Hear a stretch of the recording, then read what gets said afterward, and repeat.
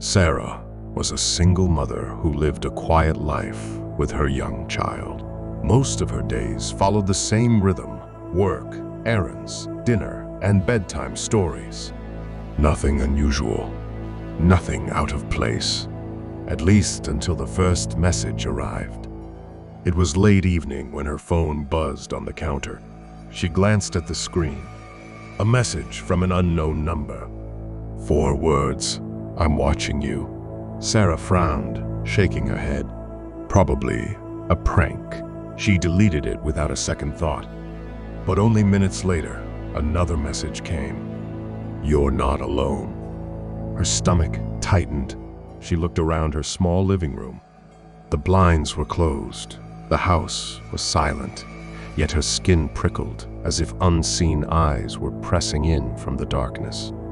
She told herself it was nothing, a wrong number, a joke. Still, she couldn't shake the unease. The messages didn't stop. "The next night, I'll always know." The words were simple, but they felt sharp, pointed directly at her.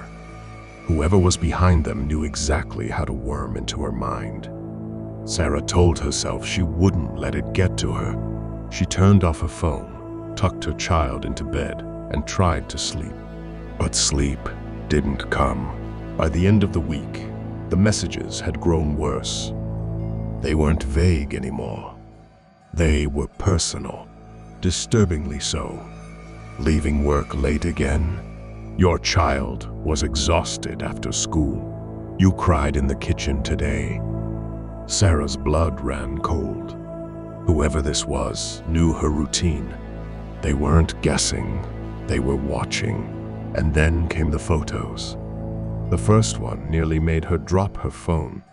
A picture of her child playing in the backyard.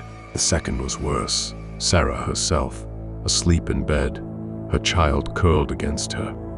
Her breath caught in her throat. Someone had been in her home, in her bedroom, close enough to hear them breathing. Shaking, Sarah went to the police. She handed over the phone and begged them to trace the number. But they found nothing. No leads, no name, no location. Just a dead end. As the days passed, the messages escalated.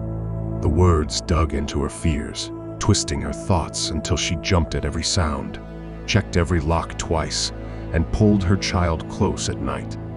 She began to suspect everyone. A coworker, a neighbor, even a friend.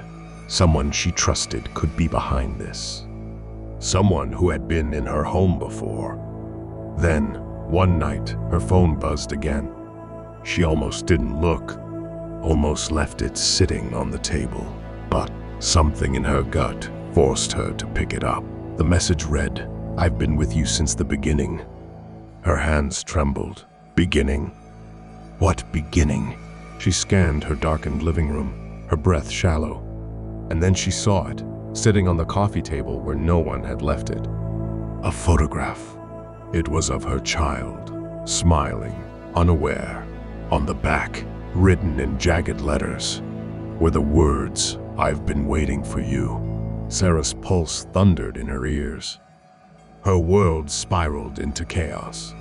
She barricaded doors, checked windows, and clutched her child to her chest as she whispered promises of safety. But no matter what she did, the phone always buzzed again and again. Each new message was more sinister than the last. The final one broke her completely. It wasn't text this time. It was a video. Sarah pressed play, her heart pounding. The screen flickered to life, showing her child's bedroom. Her child's voice whispered, trembling, "Mommy, I'm scared." Tears stung her eyes. She rushed down the hall, flinging open the door to her child's room, but it was empty. The video continued. The camera panned slowly until it showed her own face. A close-up.